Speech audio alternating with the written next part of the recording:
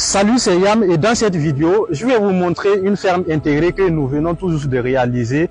Ici, on fait de la pisciculture, qui est l'élevage des poissons, intégré à l'agriculture où on fait plusieurs cultures et on compte ajouter d'autres types d'élevage comme la volaille.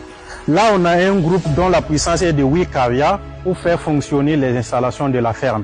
Là, on a un grand magasin qui va nous servir de stockage, les matériels de la ferme. On a aussi l'installation solaire ici à l'intérieur, donc on a des panneaux solaires juste sur le toit. On a aussi des batteries ici avec onduleurs de 3 caviars qui vont généralement prendre le relais des installations du groupe pendant la nuit. Ici aussi dans ce magasin, on veut stocker des oignons.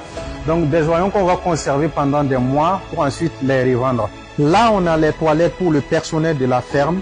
Et ici, on a le premier dortoir du personnel et aussi un grand bassin de stockage d'eau pouvant stocker jusqu'à 225 mètres cubes qui va servir pour l'arrosage des plantes. On a une villa bien équipée pour le promoteur de la ferme, pour les rencontres privées ou des sessions privées à la longue. Et il y a aussi une raison, le promoteur souhaite lui-même être là régulièrement à la ferme, au moins 3 à 4 fois dans la semaine, voire plus si possible. C'est pourquoi on a misé aussi assez sur la villa pour que la villa soit belle et agréable. Ici, on est sur les bassins piscicoles. Il s'agit de 10 bassins de 9 mètres cubes chacun. Donc, on élève ici principalement des tilapias, mais on compte ajouter le poisson clarias, autrement appelé le silure, ou poisson chat africain. On a aussi un bas-fond de stockage d'eau. On peut puiser aussi cette eau pour arroser les légumes qu'on a plantés ici ou bien sûr d'autres types de cultures qu'on compte ajouter. Des bassins piscicoles hors sol construits en briques, mais pas trop grands. On peut facilement remplir le bassin. On peut facilement manipuler les poissons. Lors de la vidange, c'est très rapide.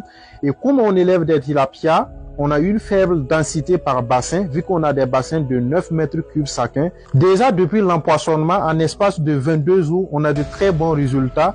Les poissons évoluent très vite. On a un très bon système d'oxygénation, donc il gagne presque 2 grammes par jour, ce qui est très bien pour les tilapias. J'en profite pour vous dire que quand vous voulez élever les tilapias, il vous faut une très bonne installation. Il y a tellement de paramètres à ne pas négliger, donc il vous faut un expert et nous on peut vous aider dans ce sens-là. On a fait des plantations aux alentours de la ferme, comme les tangelos, les papayes, les bananes, il y a aussi le piment, il y en a d'autres cultures même. On veut juste seulement les garder quelque part à l'intérieur de la ferme, mais pas trop, puisqu'on a réservé un grand espace pour la culture de la tomate. Et en parlant de tomates, voici en fait l'espace réservé pour cela. On va utiliser l'eau des poissons pour arroser une grande partie, mais le système utilisé ici, c'est le système d'arrosage par aspersion.